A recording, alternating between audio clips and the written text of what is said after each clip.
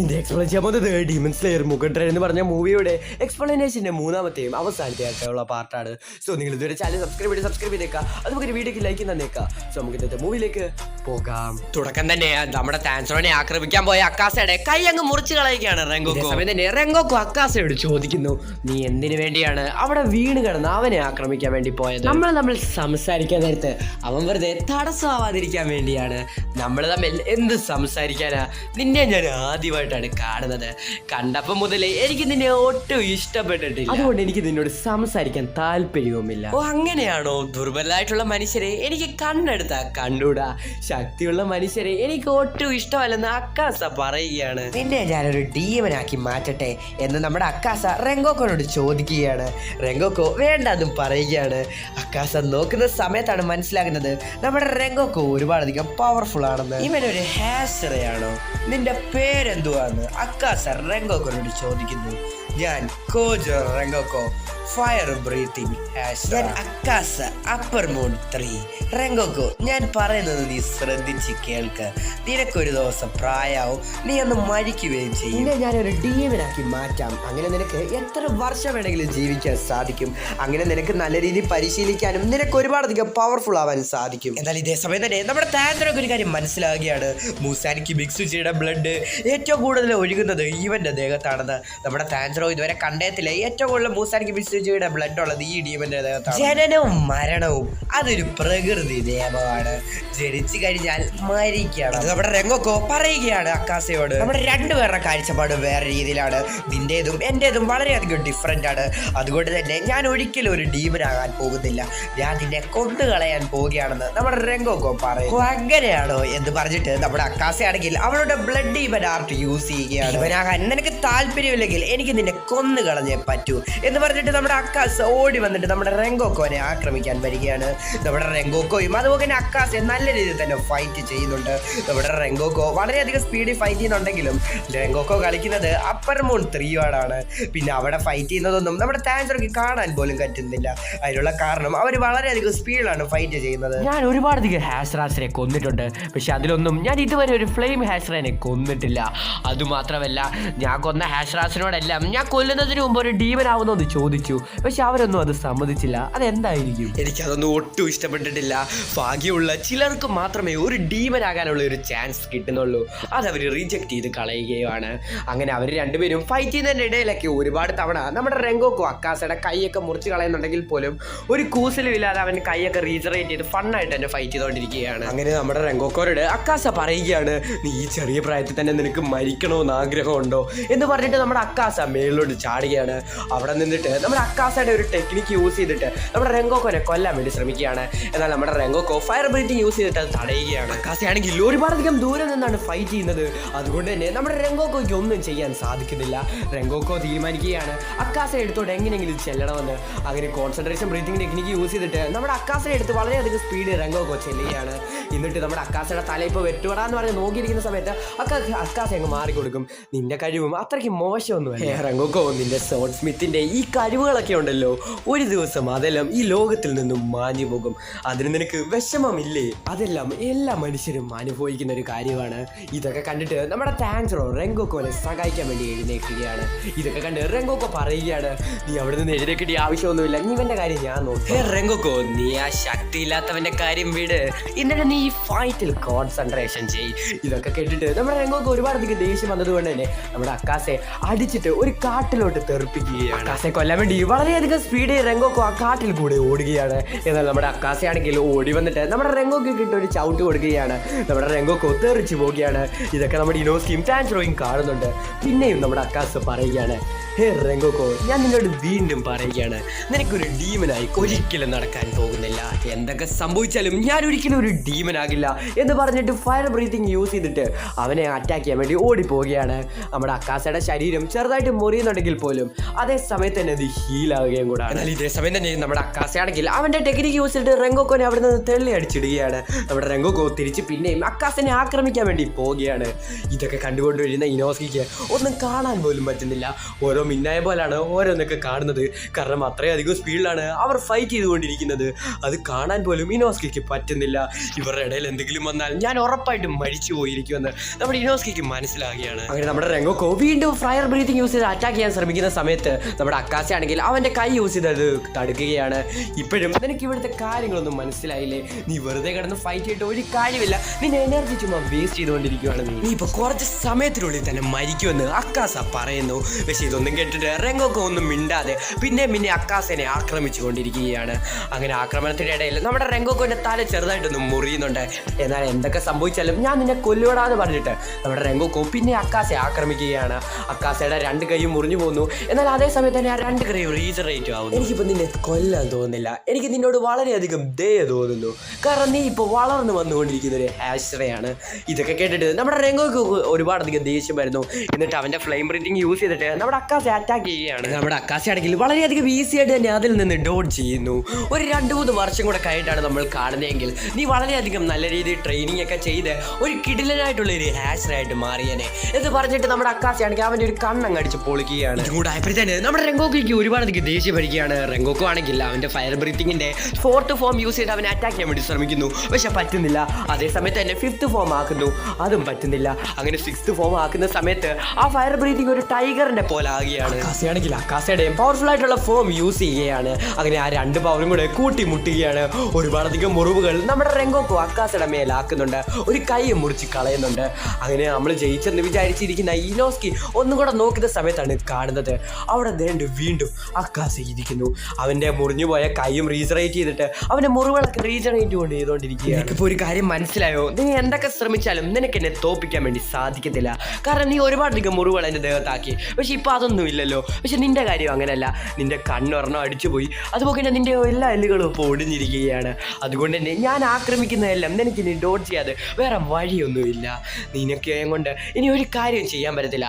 അഥവാ നീ ഒരു ഡീമൻ ആയിരുന്നെങ്കിൽ നിനക്കത് റീസറേറ്റ് ചെയ്യാൻ പറ്റും. കണ്ണടച്ച് തുറക്കുന്ന സമയം കൊണ്ട് തന്നെ നിന്റെ മുറിവുകളെല്ലാം ഹീലാകുന്നതായി കണ്ടിട്ട് നമ്മുടെ താൻജറോ പറയുകയാണ്, എനിക്ക് എങ്ങനെയെങ്കിലും റെങ്കോക്കോനെ രക്ഷിച്ചേ പറ്റൂ. പക്ഷെ നമ്മുടെ താൻജറോയ്ക്ക് അനങ്ങാൻ പോലും പറ്റുന്നില്ല. നമ്മുടെ താൻജറോയ്ക്ക് അവിടെ നിന്ന് എഴുന്നേക്കാൻ പോലും പറ്റുന്നില്ല. എന്നാൽ തളർന്നുപോയ നമ്മുടെ റെങ്കോക്കോ വിട്ടുകൊടുക്കാൻ തയ്യാറല്ലായിരുന്നു. അവൻ്റെ അവസാന ടെസ്റ്റായി. അത് യൂസ് ചെയ്യാൻ വേണ്ടി അവൻ റെഡി ആയിട്ട് നിൽക്കുന്നു. അവൻ്റെ ശരീരത്തെ ഫയറെല്ലാം കത്തി ജ്വലിക്കുന്നു. ഇത്രയധികം മുറിവേറ്റിട്ടും ഇവൻ ഇത്രയധികം ശക്തിയോ? എന്നാൽ ഇവനൊരു ഡീമനാകാൻ തന്നെയുള്ള ഒരാളാണ്. ഹേ റെങ്കോക്കോ, നീ ഒരു ഡീമനായിട്ട് മാറ് എന്ന് നമ്മുടെ അക്കാസ പറയുന്നു. പക്ഷെ റെങ്കോക്കോ പറയുകയാണ്, ഞാൻ ഒരിക്കലും ഒരു ഡീമനായിട്ട് മാറാൻ പോകുന്നില്ല. ഞാൻ ഇവിടെയുള്ള ഒരാളെ പോലും നിന്നെ കൊണ്ട് കൊല്ലാൻ പോലും സമ്മതിപ്പിക്കത്തില്ല. ഞാൻ എല്ലാവരെയും രക്ഷിക്കും. എൻ്റെ ജീവൻ നലയ്ക്കുന്നിടം വരെ ഞാൻ എല്ലാവരെയും രക്ഷിക്കുമെന്ന് നമ്മുടെ റെങ്കോക്കോ പറയുകയാണ്. നമ്മുടെ റെങ്കോക്കോ ആണെങ്കിൽ ഫയർ ബ്രീത്തിങ്ങിൻ്റെ 9th ഫോം യൂസ് ചെയ്യുന്നത്. നമ്മുടെ റെങ്കോക്കോ ആണെങ്കിൽ ആ 9th ഫോം യൂസ് ചെയ്തിട്ട് അവിടെ നിന്ന് ഓടുകയാണ്. ആ 9th ഫോം യൂസ് ചെയ്തത് കൊണ്ട് തന്നെ അതൊരു ഡ്രാഗന്റെ രൂപത്തിലേക്ക് മാറുകയാണ്. അക്കാസയുടെ തല ഇപ്പോൾ വിട്ടുകൂടാന്ന് പറയുമ്പോൾ അക്കാസ ചെറുതായിട്ട് മാറ്റുന്നുണ്ട്. പിന്നീട് കാണിക്കുന്നത് ഇതൊക്കെ കണ്ടുകൊണ്ടിരിക്കുന്ന ഇനോസ്കിനെ താൻജറോനെയാണ്. താൻജറോയ്ക്കും ഇനോസ്കിക്കും ഇവിടെ എന്താണ് സംഭവിക്കുന്നതെന്ന് മനസ്സിലാകുന്നില്ല. കുറെ പൊടിയൊക്കെയാണ് കാണുന്നത്.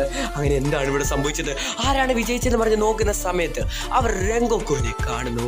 ആ ഫോഗിൻ്റെ ഇടയിൽ അവരെല്ലാവരും വിചാരിച്ചു റെങ്കോക്കോ ജയിച്ചെന്ന്. ആ ഫോഗെല്ലാം മാറുന്ന സമയത്താണ് അവർ ഒരു കാര്യം കാണുന്നത്.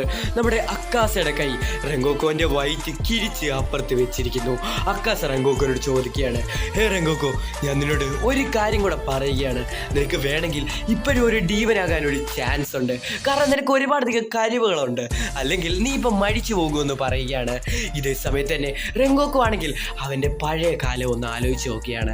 എന്നാൽ ഫ്ലാഷ് പണ്ട് റെങ്കോക്കോനോട് അവൻ്റെ അമ്മ പറഞ്ഞ കാര്യം അവൻ ആലോചിക്കുന്നു.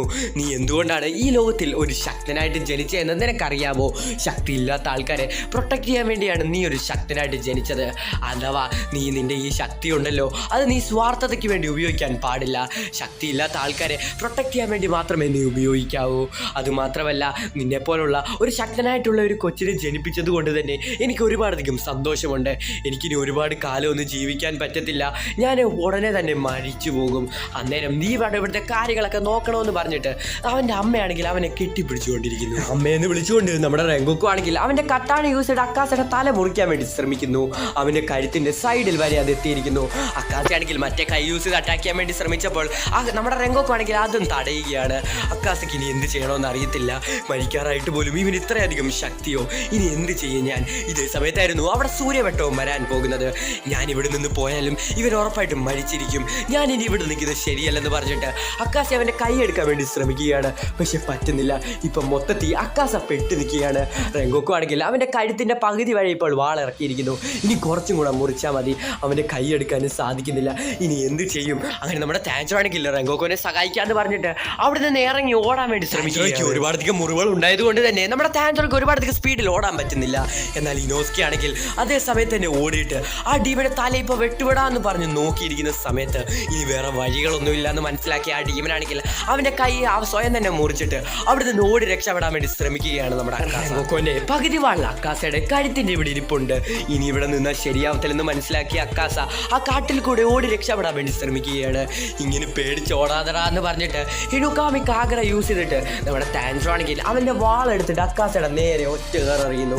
അക്കാസയുടെ നെഞ്ചത്തൂടെ അത് കയറി ഇറങ്ങുകയാണ്. നീ ഒരു ഭീരുവാടാ, നീ എന്നെ കണ്ടിട്ട് നീ ഓടാൻ വേണ്ടി രക്ഷപ്പെടാൻ വേണ്ടി ശ്രമിച്ചില്ലടാ, നീ ഒരു പേടിത്തൊണ്ടരാണെന്ന് നമ്മുടെ താൻജറോ ഓളൊക്കെ വിളിച്ച് പറയുന്നു. ഇതൊക്കെ കേട്ടിട്ട് നമ്മുടെ അക്കാസ പറയുകയാണ്, ഞാൻ നിന്നെ കണ്ടിട്ടല്ലടാ ഓടുന്നത്, ആ സൂര്യനെ കണ്ടിട്ടാടാ. നിന്നെയൊക്കെ കണ്ട ആരെങ്കിലുമൊക്കെ ഓടുമോ? അതുമാത്രമല്ല, ഈ പോരാട്ടത്തിൽ നിങ്ങളല്ല വിജയിച്ചത്, ഞാനാണ് വിജയിച്ചത്. അവൻ ഉറപ്പായിട്ടും കുറച്ച് നേരത്തിനുള്ളിൽ ചോര വാർന്ന് മരിക്കും എന്ന് പറഞ്ഞിട്ട് അവിടെ നിന്ന് ഓടി രക്ഷപ്പെടുകയാണ് അക്കാസ. ഇതൊക്കെ കേട്ടിട്ട് നമ്മുടെ താൻജറോ പറയുകയാണ്, നിന്നെ പോലൊന്നും ഒരു മുറിവ് വന്ന അന്നേരം ഹീൽ ചെയ്യാനും അതുപോലെ ഒരു കൈ മുറിഞ്ഞു പോയാൽ അത് ഞങ്ങൾക്ക് തിരിച്ചു കൊണ്ടുവരാനൊന്നും സാധിക്കത്തില്ല. എന്നിട്ട് പോലും ഞങ്ങൾ ഞങ്ങളുടെ ഫുൾ കോൺഫിഡൻസ് വെച്ച് നിങ്ങളുടെ കൂടെ ഫൈറ്റ് ചെയ്യുന്നില്ലേ, അപ്പം ഞങ്ങളല്ലേ വിജയിച്ചത്. അതുമാത്രമല്ല, ഈ ട്രെയിനിൻ്റെ അത്രയുള്ള 200-ലധികം ആൾക്കാരെ ഞങ്ങളുടെ റെങ്കോക്കോ അവരുടെ ദേഹത്ത് ഒന്ന് തൊടാൻ പോലും പറ്റിയില്ലല്ലോ, അപ്പം ഞങ്ങളല്ലേ വിജയിച്ചത് എന്ന് പറഞ്ഞിട്ട് നമ്മുടെ താൻജറോ അവിടെ കിടന്ന് കരഞ്ഞുകൊണ്ടിരിക്കുകയാണ്. ഞങ്ങളുടെ റെങ്കോക്കോ ആണ് വിജയിച്ചത്, നീ അല്ല വിജയിച്ചതെന്ന് പറഞ്ഞ് മോങ്ങിക്കൊണ്ടിരിക്കുകയാണ് നമ്മുടെ താൻജറോ. കേട്ടിട്ട് നമ്മുടെ താൻജറോ റെങ്കോക്കോ അടുത്തേക്ക് വിളിക്കുകയാണ്, ഹേ താൻജറോ ഇങ്ങോട്ട് വാ, നിന്റെ ദേഹത്ത് ഒരു മുറിവുള്ള കാര്യം നീ മറക്കരുത്. നീ അഥവാ മരിച്ചു പോയാൽ ഞാൻ തോറ്റുപോയെന്നാണ് അതിൻ്റെ അർത്ഥം. നീ എൻ്റെ അടുത്തോട്ട് വാ, എനിക്ക് നിന്നോടൊരു കാര്യം പറയാനുണ്ട്. നീ എന്നോട് ഹിനുകാമി കാഗ്രയെ കുറിച്ച് ചോദിച്ചു. ഞാൻ സ്വപ്നം കണ്ട സമയത്താണ് അതിനെക്കുറിച്ച് എനിക്ക് ഓർമ്മ വന്നത്. ഹിനുകാമി കാഗ്രയെ കുറിച്ചുള്ള ഒരു ബുക്ക് എൻ്റെ വീട്ടിലുണ്ട്. എൻ്റെ അച്ഛൻ എപ്പോഴും അത് വായിക്കാറുണ്ടായിരുന്നു.